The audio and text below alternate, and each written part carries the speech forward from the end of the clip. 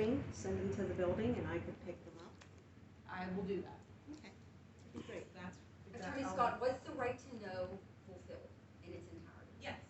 Okay. Attorney Swen, the question keeps coming up about Braebender Cox, and as Ms. Evans-Warrens keeps repeating, a Republican marketing company.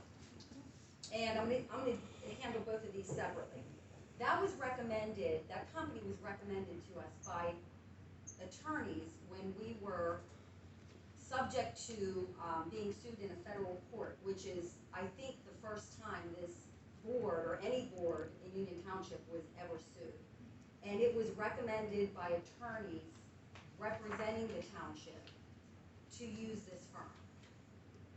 Additionally, it is also a subject to attorney-client privilege based on some of the legal matters that are faced with this board. And can you corroborate that statement just to put this to rest?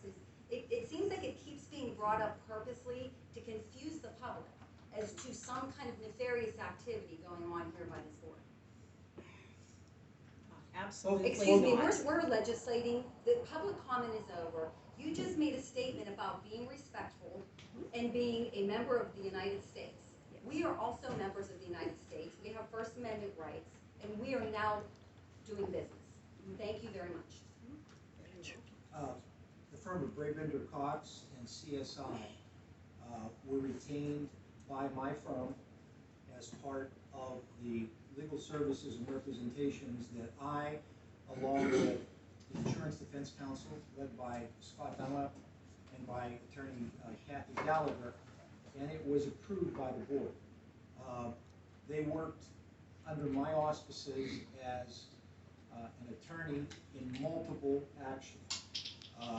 They gave advice and counsel as part of the federal litigation. They gave advice, counsel, and direction on the type of public statements that could be made. They assisted with website materials, and CSI was retained to provide investigative services on multiple legal actions we were involved in. Correct. Just to clarify, the Banahasky litigation is over, correct? The Banahasky litigation? Grievances? Is it the Banahasky litigation is over, correct? Which Banahasky? The one that you use CSI investigations for? Well, there were two Banahaskys. One was labor grievance, and the other was the eminent domain action. But if it said Banahasky's sewage, it's over, correct? Yes. I would do a right to know for that one. That seems to be over.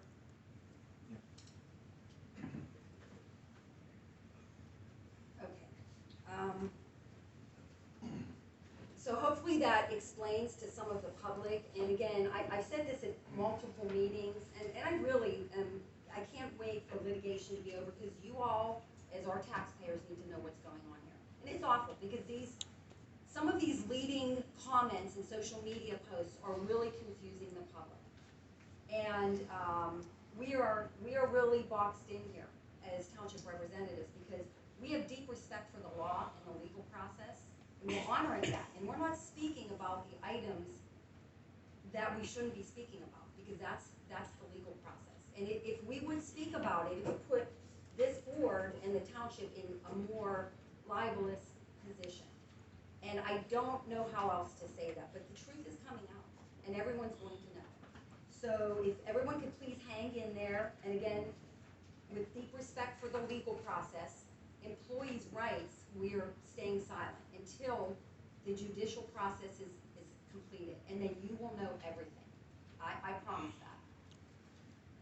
So moving on from public comment, executive sessions, we had none, so none to report.